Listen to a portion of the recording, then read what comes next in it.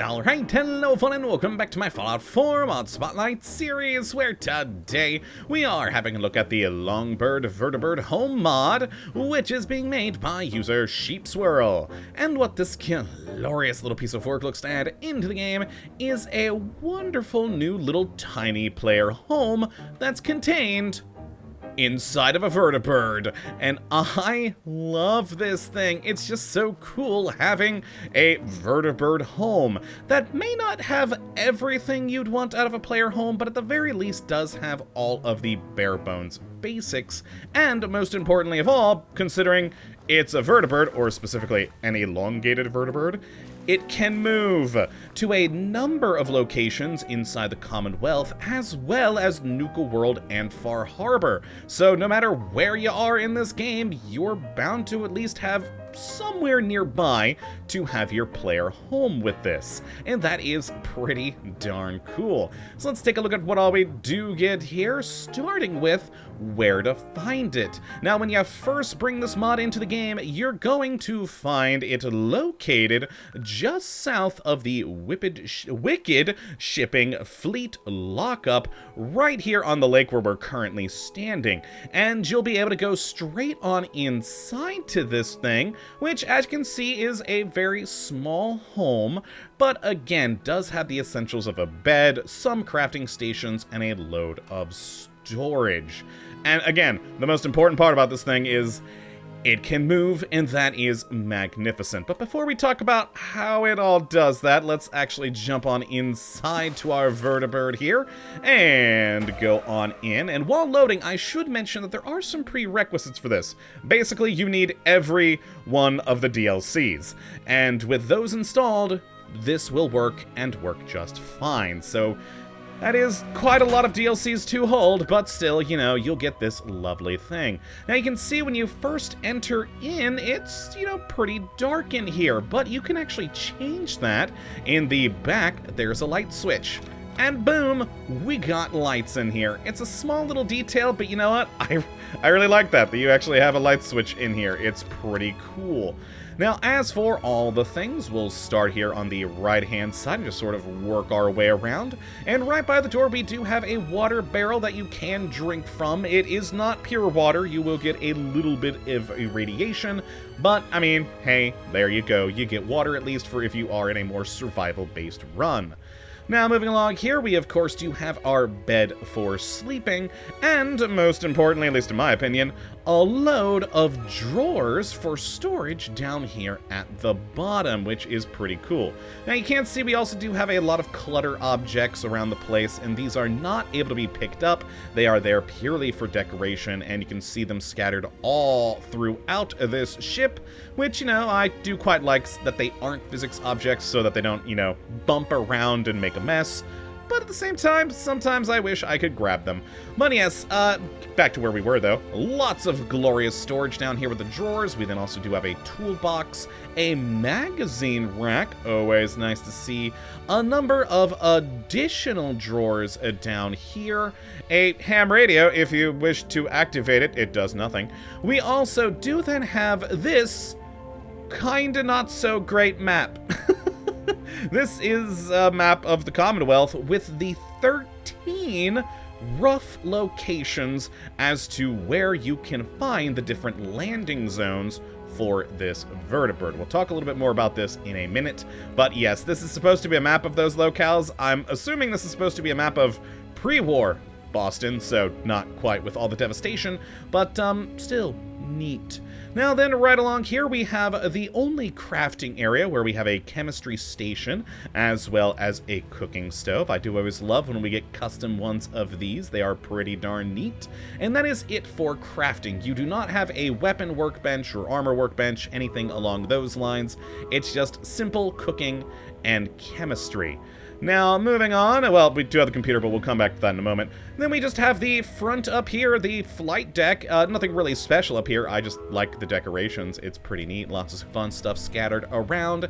And then we have 2 ammo boxes, again for storage, and a fuel access crate, which, again, we'll talk about a little bit more here in a sec. So let's talk about how we do move this thing.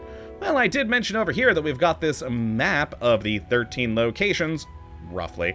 There is a much better map on the mod page that you can look at with their exact locations, which I would definitely recommend you take a look at, because some of them are kind of hard to find a little bit, and also there is maps on the mod page for the location at Nuka World as well as Far Harbor. Now, for those two areas, there is only 1 point in those worlds, and then we have 13 here in the Commonwealth. Now, to travel to any of them, you are going to have to go to this flight navigation terminal. And this is going to list all of the things once we go into this travel category. And like I said, we've got 13 in the Commonwealth, and then we have the 1 for Nuka World and 1 for Far Harbor, which, Bar Harbor subpens there. And yes, you can see all the rough locations by ArcJet. We're currently at Concord Lake. We got West Boston, the castle, just all sorts of great places, easy to get to. Now, if I do try to go to one, say West Salem, I'll click that. We'll get a little bit of a blurb about the area, and I do actually like that there is a unique blurb for each locale. And if you do want to travel there, you just gotta click Travel to Location. Here's a catch, though. If I click this right now, there's an error. There's no landing zone there, because you gotta go find the landing zones before you can actually travel to them and set them up to be prepared. Now, I gotta talk about one thing before we get onto that, so let's actually go to the chemistry station. And 2 things here. We've got the landing zones, just mentioned, and we have the fuel you saw over here. These are 2 keys for actually traveling with this vertibird. Both of them can be found inside the chemistry station under utility. And the landing zone can be built for some aluminum, circuitry, gears, glass, nuclear material, oil, screws, and steel. And then the fuel is much simpler with just acid and oil. Now, the landing zone parts are what you're gonna have to use on those potential landing zones in the world. And I've got some video here showing me setting up the landing zone by the castle. You just gotta find the orange landing crate, activate it, and boom, you'll have a landing zone there set up and you can travel. Now, to actually travel, you're gonna have to make that fuel.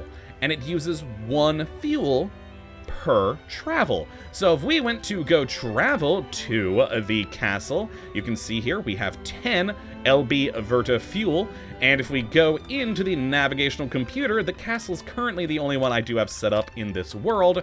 We click that, we get the other unique blurb, we hit travel, and boom, we load to that part of the world. It's pretty quick, and when we leave the computer, there you go. We get a nice little propeller sound, and you'll notice we're now down to 9 fuel. It did use that 1 fuel to travel to this location. And you can see if we exit out now, it's for South Boston.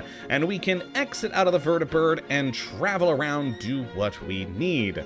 So you are going to have to find all 15, again, 13 in the Commonwealth, 1 in Nuka World, and 1 in Far Harbor. You're gonna have to find them first before you can actually take the vertibird over there. And then to travel to that locale, you will require 1 fuel. And I do actually quite like that once you do set up these landing sites, the orange crates that are here, they'll always have like a little spotlight to, you know, just sort of shine the way. And they'll have that landing zone beacon right back here. And that's the actual main part that you're going to attach to these crates that allows our lovely extended vertibird to make it to this locale. It's just such a neat little idea, and I quite like it that it takes a little bit more effort than just magically making your way to anywhere it is that you would desire. You gotta scout it out first, and then use resources to get there. Which I think makes it a pretty cool option, especially if you're doing a more hardcore survival-style playthrough. It's gonna take you some time and effort. Now, as for the interior here, it is not nav-meshed, so yeah, you're not really going to want to try to bring any companions in here because, well, they just can't. which is probably a good idea considering it is such a tight, small space anyways. You really wouldn't want it to be filled up with people or things. But, yeah, it's just a nice, lovely little player home with all of your basics, plenty of storage, and the ability to travel to a number of locales. So if you'd like to take a look at this mod for yourself, which I'd certainly recommend you go and do, you can have a look at the link in the description as per usual. But that, my friends, is going to be it for this one today. Hopefully you all have enjoyed. You do come back for the next one. Until that time, thank you for watching, and as always, have a good one!